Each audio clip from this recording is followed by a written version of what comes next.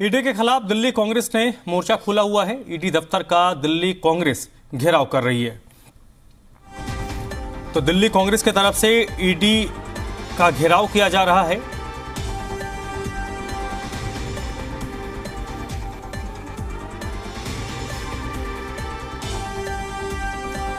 और चलिए सीधे तरुण का रुख कर लेते हैं। तरुण, ईडी को लेकर क्या शिकायत है कांग्रेस पार्टी को? अपने ऊपर आज हम कहते हैं आप ईडी और सीबीआई का इस्तेमाल कीजिए।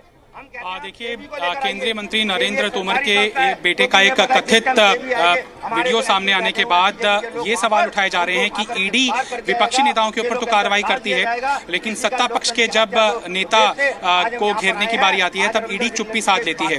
दिल्ली कांग्रेस के दफ्तर के बाहर ये आप प्रोटेस्ट देख रहे हैं और हाथ में दो तोते लेकर, जिसके ऊपर सांकेतिक तौर पर लिखा हुआ है ईडी और सीबीआई, और हाथों में बेड़ियां, गले में बेड़ियां डालकर कांग्रेसी इस तरह से प्रोटेस्ट कर रहे हैं। क्या कहना चाहते हैं इस प्रोटेस्ट के जरिए? देखिए, आज जिस तरीके से लोकतंत्र को दबाने की कोशिश की जा रही है, जिस तरह लोगों की गिरफ्तारी हो रही है, हम सिर्फ मोदी एंड कंपनी से ये पूछना चाहते हैं, क्या यही लोकतंत्र है? आज सत्ता के अंदर पिछले 10 साल से आप बैठे हो, आप आपके मंत्री भी हैं, शंत्री भी हैं, लेकिन आप उन पर कार्रवाई नहीं करते। आज आप आज जो संगठन बना है पूरे हिंदुस्तान के अंदर, उन लोगों के ऊपर कार्रवाई करते हो। आज आपके जो तोमर साहब है करोड़ों रुपए के अंदर लिप्त हैं, उसके बारे में आप जनता को जवाब नहीं देते। आप आज जगह जगह स्टेटों में जाके आप बड़ी बड़ी बातें कर रहे हैं, उसका पहले जनता को यही हिसाब दो। आपने 10 साल के अंदर हिंदुस्तान की जनता को, अडानी को कितना पैसा दिया? क्या उसके ऊपर ईडी सीबीआई ने कोई कार्रवाई करी? हम आज वहां पर जोर देकर कहना चाहते हैं, आज सेबी को लेकर आइए। सेबी एक सरकारी संस्था है, क्योंकि उन्हें पता है जो आज इनके एमपी उसके अंदर बैठे हुए हैं, उसके अंदर इनको अंदर जाना पड़ेगा। लेकिन वो सेबी से ना करवा के ईडी और सीबीआई जो इनकी आज तोता बन गई है, जब इनका दिल करता है इसको खोल देते हैं और वो जाकर उसके घर पर धरना देते हैं। इसी का जवाब और हिसाब मांगने के लिए हम यहाँ पर आए हैं। हम कहना चाहते हैं, लोकतंत्र को मत मरने दो। कांग्रेस पार्टी सत्ता में रहे ना रहे, लेकिन वो जनता की लड़ाई हमेशा लड़ती है। ना डरे थे गोरों से और ना डरेंगे चोरों से। तो यहाँ पर जांच एजेंसियों की जो निष्पक्षता है उसको सवालों के घेरे में कांग्रेस पार्टी के कार्यकर्ता कटघरे में खड़ा कर रहे हैं। कई जो दिल्ली के पूर्व मंत्री हैं वो इस प्रोटेस्ट की अगुवाई कर रहे हैं। मंगत राम सिंघल हमारे साथ मौजूद हैं, जो शीला सरकार में मंत्री रहे हैं। इस प्रोटेस्ट के जरिए आप क्या दर्शाना चाहते हैं? हम ये दर्शाना चाह रहे हैं, जो मोदी जी की जो गुंडागर्दी है, जो डबल नीति है कि जो बीजेपी के आदमी को पकड़ना हो तो कोई ईडी नहीं है और विपक्ष के लोगों को 1 मिनट में ईडी आ जाती है, ये आज हम उसको बताना चाह रहे हैं। ये जो दफ्तर की तरफ जाने नहीं दिया जा रहा आपको? नहीं, जहाँ तक जाने देंगे हम जाएंगे। वहाँ हमारा काम प्रदर्शन करना है, प्रदर्शन करेंगे, बताएंगे कि आज जो मोदी की सरकार है केंद्र में, आज उसकी क्या नीति है, वो विपक्ष को खत्म करना चाह रही है। आज विपक्ष के जो वो है उनके पीछे ईडी है और उनके आदमी कितनी भी करप्शन करें, वहाँ कोई ईडी की बात नहीं है। नरेंद्र तोमर के बेटे की इतनी वो आ रही है, तो उन्होंने जो बात कही उसके लिए कोई एक्शन नहीं है, विपक्ष के लिए एक्शन है। क्या कार्रवाई चाहते हैं आप Kiran ji? We want justice, क्योंकि जिस तरह से सिलेक्टिवली जब आप गिन चुन कर ईडी का प्रयोग करेंगे, ईडी हथियार नहीं होता केंद्र सरकार का, ईडी हथियार बन चुका है।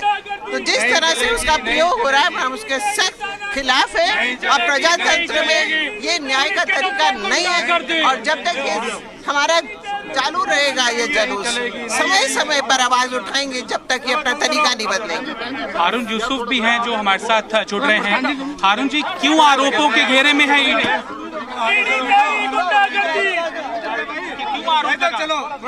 देखिए, जिस तरीके से रिलीजियस जगहों का भ्रष्टाचार के लिए इस्तेमाल हो रहा है, जिस तरीके से गुरुद्वारा जैसी पवित्र जगह का इस्तेमाल हुआ और खुलेआम जिस तरीके से रिकॉर्डिंग हुई है, आज हम मांग करने आए हैं कि क्या केवल और केवल ऑपोजिशन के लिए है ईडी और सीबीआई?